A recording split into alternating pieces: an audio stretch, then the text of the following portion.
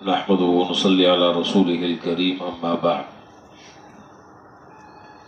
وعن أبي هريرة رضي الله تعالى عنه قال بينما النبي صلى الله عليه وسلم في مجلس يحدث القوم جاءه أعرابي فقال متى الساعة؟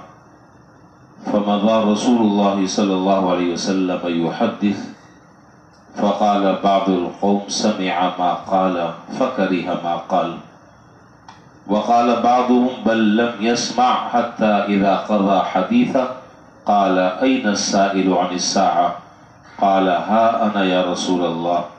قال إذا ضيعت الأمانة فانتظر الساعة. قال كيف إذاعتها؟ قال إذا وسد الأمر إلى غير أهله فانتظر الساعة. رواہ البخاری. یہ بخاری شریف کی روایت ہے جس کا متن ابھی آپ کے سامنے پڑا ہے. اس روایت کے راوی حضرت ابو ہریرہ رضی اللہ تعالی عنہ ہیں جو مشہور صحابی ہیں. وہ روایت کرتے ہیں کہ ایک مرتبہ جناب نبی کریم صلی اللہ علیہ وسلم کی ایک مجلس چل رہی تھی. آپ اس میں وعد و نصیحت کی باتیں ارشاد فرما رہے تھے. اتنے میں ایک دیہاتی شخص آیا اور اس نے عرض کیا کہ قیامت کب آئے گی؟ حضور صلی اللہ علیہ وسلم جس طریقے سے بیان فرما رہے تھے، جس طریقے سے جس تسلسل کے ساتھ آپ اپنی وعد و نصیحت فرما رہے تھے، بلا کسی توقف کے اور بلا کسی روک ٹوک کے آپ نے اپنا سلسلہ گفتگو جاری رکھا. اس شخص کو جواب نہیں دیا. یہاں تک تو بات سمجھ میں آ گئی. حضرات محدثین نے اس کی بہت ساری وجوہات لکھی ہیں. ایک تو وجہ یہ لکھی کہ اس آدمی کو مجلس کے آداب کا لحاظ رکھنا چاہیے تھا. وہ کیا کہ جب حضور صلی اللہ علیہ وسلم کسی کوئی نصیحت فرما رہے ہیں، کسی معاملے سے متعلق آپ جب گفتگو فرما رہے ہیں، تو اس آدمی کو یہ چاہیے تھا کہ وہ حضرت کی گفتگو کے ختم ہونے کا انتظار کرتا یا مجلس کے ختم ہونے کا انتظار کرتا. اس کے بعد پھر آپ سے سوال کرتا کہ جی قیامت کب آئے گی. اس نے نہ آؤ دیکھا نہ تاؤ دیکھا، درمیان میں بات چل رہی ہے، اتنے میں ٹانگ اڑا دی. ایک بات، جب آپ نے اسے جواب نہیں دیا تو حضرات صحابہ میں آپس میں چیمیں گوئیاں ہونے لگی.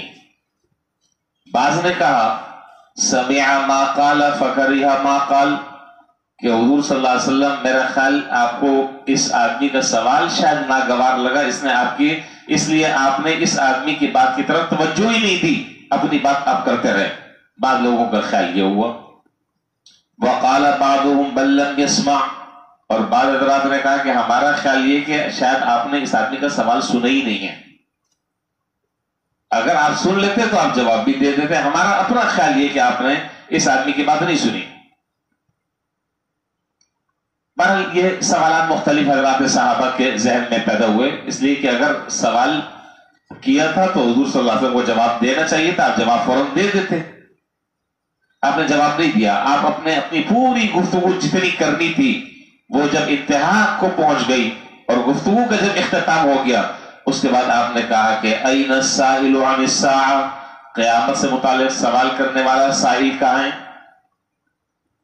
قیامت سے متعلق جس آدمی نے سوال کیا ہے وہ سائل کہاں ہے؟ فقال ہا انا یا رسول اللہ، اس نے کہا اللہ کے رسول میں ہوں، حاضر ہوں، میں نے سوال کیا تھا. ایک بات تو میں نے یہ عرض کی. دوسری بات یہ ہے کہ بس اوقات سوال کرنے والے کے سوال کی نوعیت کو دیکھ کر جواب دیا جاتا ہے. بعض اوقات سوال کرنے والے کا سوال، اسی لیے اس حدیث کی ذیل میں حضرات محدثین نے لکھا ہے کہ اگر عقیدے سے متعلق سوال ہو رہا ہے یا اسی طرح کسی ضروری عمل سے متعلق سوال ہو رہا ہے جس کا فوراً جواب دینا ضروری ہے تو اس کا جواب فوراً دینا چاہیے. یہاں پر سوال عقیدے سے متعلق نہیں، یہاں پر سوال ایمان سے متعلق نہیں، یہاں سوال قیامت سے متعلق ہے، جس سے اندازہ یہ ہوا کہ یہ آدمی قیامت کو تو مانتا ہے، البتہ اس آیت کب ہوگی یہ سوال کر رہا ہے، اس کا سوال کا فوری جواب دینے کی ضرورت نہیں، اس کا جواب تو بعد میں بھی دیا جا سکتا ہے۔ چنانچہ روایات میں ایک موقع پر حضور اکرم صلی اللہ علیہ وسلم خطبہ دے رہے تھے، ایک موقع پر آپ خطبہ ارشاد فرما رہے تھے، اتنے میں ایک آدمی درمیان خطبے میں کھڑا ہو گیا اور اس نے کہا کہ اللہ کا رسول مل ایمان، ایمان کیا چیز ہے؟ آپ نے خطبہ روک دیا، اس آدمی کو پہلے جواب دیا، اس لیے کہ یہ فوری نوعیت کے سوال کا جواب دینا اس وقت ضروری ہے۔ عقیدے سے متعلق، ایمان سے متعلق اگر کوئی آدمی سوال کر رہا ہے تو اس کا مطلب یہ کہ اس کو فوری ہنگامی اس کی مدد کی جائے۔ ہاں، اس کے علاوہ اگر کوئی اور آدمی ادھر ادھر کے سوال کرتا ہے تو کون سی اسے قیامت آ رہی ہے؟ بعد میں پتہ چل جائے گا، جواب مل جائے گا آپ کو۔ تو خیر بہرحال حضور صلی اللہ علیہ وسلم نے سوال تو سن لیا تھا، لیکن آپ کو اندازہ یہ ہوا کہ اس سوال کا فوراً جواب دینا کوئی ضروری نہیں ہے، تو آپ نے اپنی بات پہلے مکمل فرما لی۔ جب بات مکمل ہو گئی تو آپ نے فرمایا کہ ہاں بھائی وہ سائل کہاں ہے جس نے سوال کیا تھا؟ اس آدمی نے کہا کہ جی میں ہوں۔ آپ نے فرمایا کہ اچھا اب سنو، اذا ضیعت الامانہ فانتظر الساعہ، دیکھو جب معاملہ نااہل لوگوں کے سپرد کر دیا جائے اور امانتیں ضائع ہونے لگیں تو سمجھ لینا کہ قیامت قائم ہو جائے گی۔ جب امانتیں ضائع ہونے لگیں اور نااہل لوگوں کو، ناخلف لوگوں کو ذمہ داریاں سونپ دی جائیں تو بس قیامت کا انتظار کرنا کہ قیامت آنا ہی چاہتی ہے۔ کیا مانا کہ امانتیں ضائع ہونے لگیں؟ امانت ضائع ہونے کا معنی یہ ہے کہ جو آدمی جس چیز کا اہل نہیں ہے اس کو، اس نااہل اور ناجار آدمی کو کسی اہل والے آدمی کی جگہ پر بٹھا دینا، یہ امانت ضائع کرنا ہے۔ ایک آدمی ہے جس بیچارے کو پوری زندگی کسی چیز کا تجربہ نہیں ہے، آپ نے اس کو کسی کرسی پر بٹھا دیا، کرسی پر بٹھا دیا۔ اب ظاہر ہے کرسی پر بٹھانے کے بعد وہ کیا تباہی و بربادی لائے گا، اس کو کیسے پتا کہ یہ کام کس طریقے سے کیا جاتا ہے، اس کو کس نظم کے تحت اس کام کو کرنا ہے، اس بیچارے کو پتہ ہی نہیں ہے۔ تو یہ امانت ضائع کرنا ہے، یعنی جو اس کا اہل ہے، جو اس کا صحیح جانشین ہے، اس کو تو آپ نے ایک طرف کر دیا،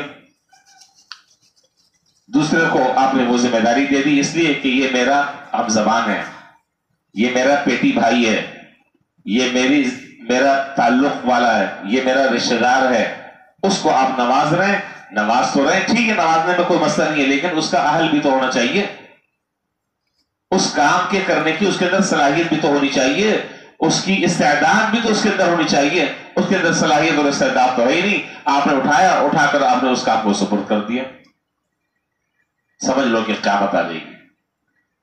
اس لیے علماء نے لکھا، مثال کے طور پر